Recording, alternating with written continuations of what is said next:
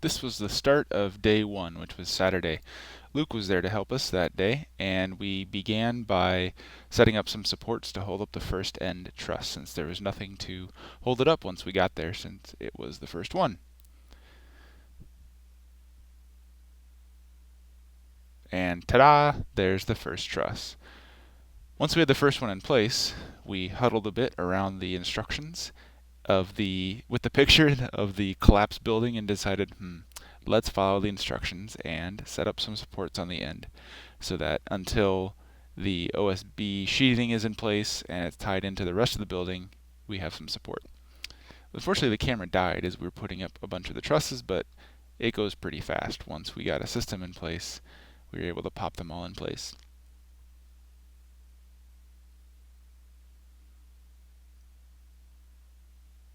As we got closer to the end, it got a little more tricky. First, we had to remove the light pole and antenna from its temporary location.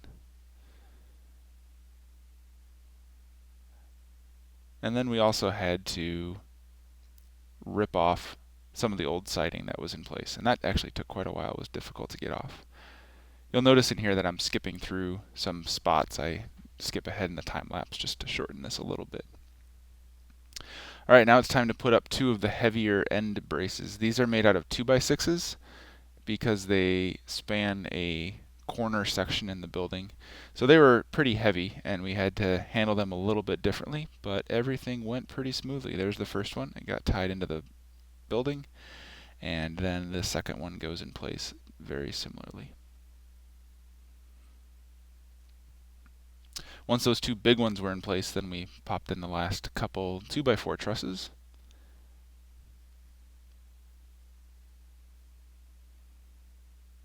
And voila, all of the trusses are now in place. We had to move some stuff around, which makes for a good time lapse. And Gary showed up. Gary is one of their neighbors, and he brought his four-wheeler over, so he gave David and Elijah rides on that. Then Luke and I started building the ladder section. This is the extension for the end of the garage. This is day 2, by the way. So it's a pretty simple project there. 2x4s with 2x4 slats every 24 inches. And then we held it up in place and screwed and nailed it. Now you can kind of see a little problem here. If you look closely, it will appear in a little while. So we're building the second ladder section. And we put that in place and it doesn't fit. One side's too short. How's that possible? Well, we got up there and looked around and it's not level, because when we put it on there was nothing holding it up, so it had tilted down and it made the next piece not fit well. But it wasn't too bad to fix it. We put some supports in place, tying it into the trusses, and then everything was flat and everything fit. It was one of many things that we learned along the way as we went. Dad and Luke measured off the fronts of the trusses to see how even they were, and there were a couple that needed to be sawed off, but it was all in all, it was pretty good. Luke and I tackled the back platform area. Gary had dropped off a big metal stage platform thing, about 20-some feet long, 24 feet long maybe. And so we built these supports out the window to hold the platform, to make working on the backside a little bit easier since it has that slope. Nothing too complicated or beautiful about our platform, but it ended up being really solid when we were done. About this time that Luke had to take off, so I finished up the platform. You can see Dad up there in the corner area trying to fill in the gaps there. That took quite a while to get all those angles calculated correctly. I moved inside and helped him out a bit.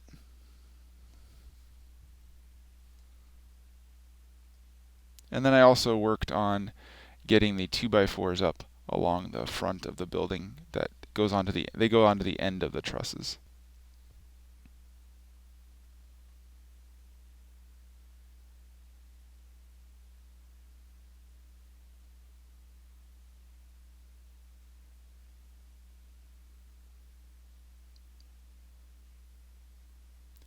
we moved some of the plywood sheets off to the side so that the 5/8 inch sheathing that goes up on the roof was ready for a little bit later. And here I'm adding some stop blocks just screwed into the 2x4s on the end.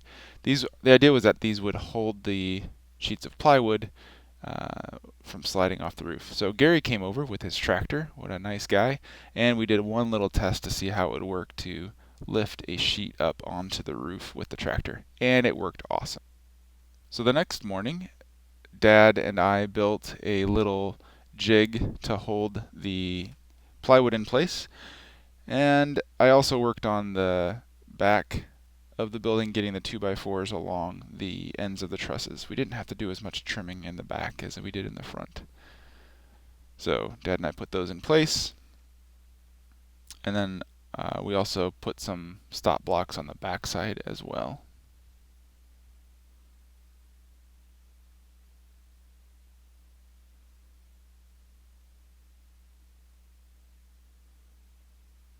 All the work on the backside seemed to take a little bit longer because there's ladders involved, and anytime you forgot something, you had to walk all the way around the building. I took Elijah for a ride on the tractor. You see that a lot in the background, him going for rides. And then we got ready to start putting wood up on the roof. This part makes for a really good time lapse. There's lots of stuff happening in big changes very quickly. So the basic process was we'd lift a few boards up on the tractor, we'd both get up on the roof, pull one off, slide it in place, carefully walk to the area, and nail it in. You'd get a nail every 6 inches along the edge and then every 12 inches down the middle. So there's quite a few nails in each board, which is good. And we did lots of measuring and checking along the way, trying to figure out how to make things line up. Sometimes we were able to push things into place, other times we did a little sawing, but it all ended up working out pretty well.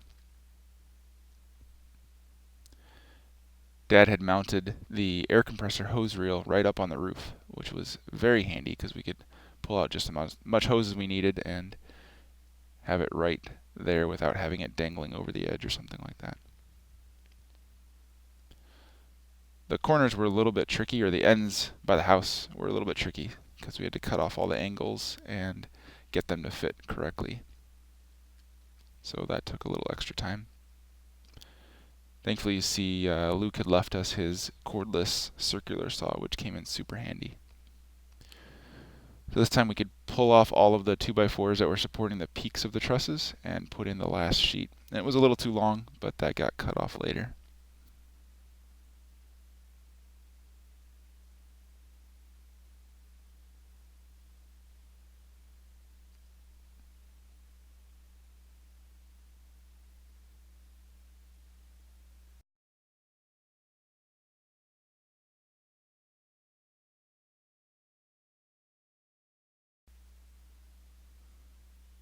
So, ta-da! All of the wood is now in place on the front side. Gary came by to see how the tractor was helping out and check out our progress. He helped Dad get the tops sawed off of the top boards while I got the trailer ready so we could go pick up all the shingles. But we had Gary's help, so we pulled a couple more boards up to the front, or up on top, and put them in the back of the house. Here we have the shingles in place on the trailer, and we lifted them all up on the roof. Each pack of shingles was somewhere between 70 and 90 pounds, so lifting 38 of them up on the roof tired us out, even with the trailer. That's a lot of weight to lug around. Thanks to Mom for coming out to help us there too.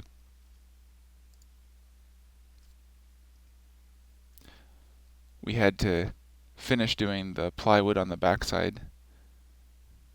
This is another morning, and it was time to take the tractor back, so we were hurriedly finishing that up. You can see a little bit of rain on the lens too. So we got the first 2 rows in place and then carried up some more of the wood, and then we were able to take the tractor back once all of that was done. And then we came back and finished the sheathing on the backside. The backside took longer than the front side well, except we knew what we were doing, so it went a little faster for the easy parts. But then on this left side here, you can see there's a turn in the roof, or an angle, and it also changes the level of the roof a little bit. So it added quite a bit of complexity, and that area took us a long time during the week to get all the supports in place and then get the sheathing done.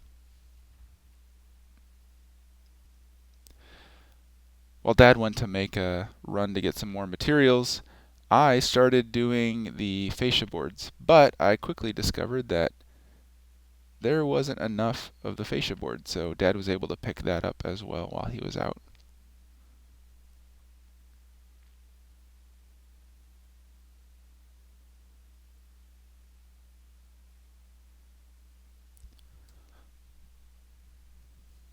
So you can see the first fascia board going on. I did that all the way along the front except for the last little bit to the left of the ladder where we'll finish that off later.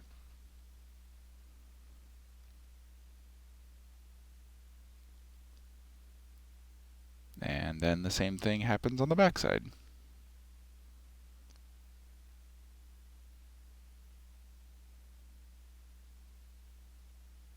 You can see the fascia boards are now brown. This is the next morning. Mom painted them.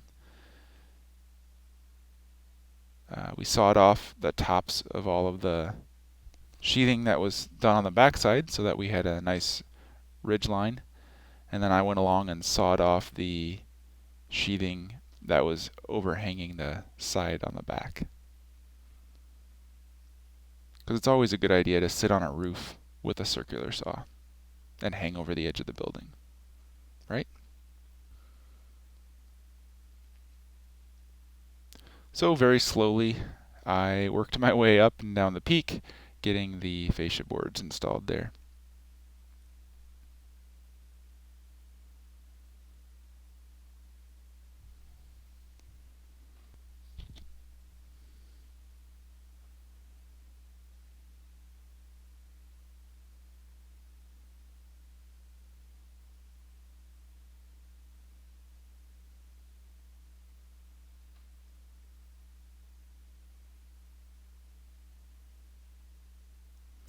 We're still trying to fill in the last bits of sheathing here.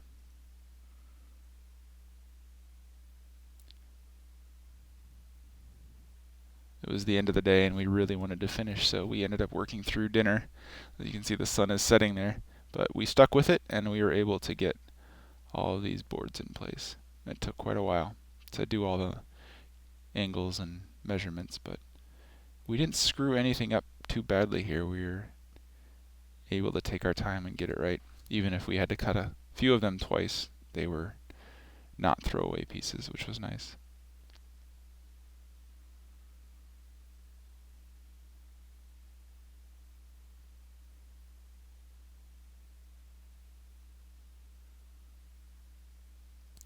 I went over to watch Elijah and Tyla swimming in the pool. That's why I was standing on the other side of the roof. And here's one of the last pieces of going in. It was a pretty complicated bunch of cuts, but we got it to fit. And we blew off the roof. Turns out I get good cell phone signal up on the roof too. It's the next morning.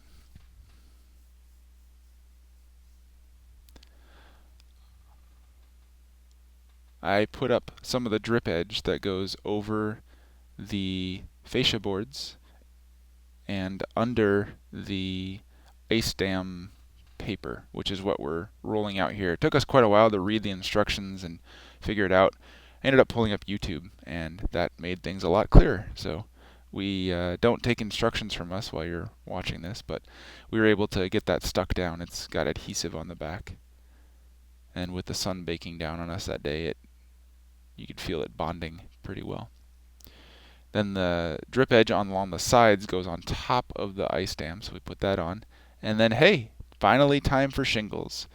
So from working from the platform down below, I was able to get the first 3 rows in while Dad stayed up top and fed me shingles. We ended up getting super straight lines, which I was very happy about. There's not much wiggle or sag or anything in the rows of shingles if you look down the end. Put down another row of just regular tar paper, stapled that in place, and then did 2 rows of shingles here,